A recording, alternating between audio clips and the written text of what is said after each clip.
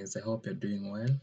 Yes, today we are going to learn how to freeze and unfreeze panes, or maybe we want to freeze the first row so that we can be able to see the first row words or names when we scroll down the dataset. Yes, so if you haven't subscribed, please consider doing that. You can subscribe now. Just click on the subscription. Yes, and that will be so helpful. Yes, let's dive in. So when you want to freeze a row, let's say we want to freeze this row so that we can see these values as we scroll down, you just place your cursor on the first row like that and click it. You bring it and click like that.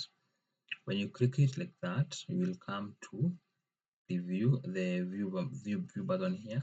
Click on view, and then you will come here on freeze.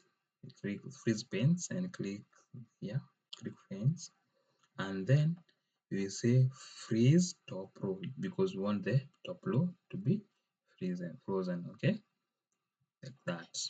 And now we have frozen the first row. So as we scroll the data set down, we'll be able to see the name, math, English, science, and the stuff.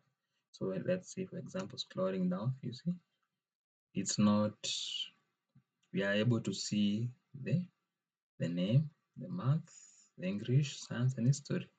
Yes, and that's how we do the freezing of the pen. Now, let's say we don't want to freeze it again. What we do, we just bring the cursor again here on no one, click it, then come to here, freeze panes, and say unfreeze panes.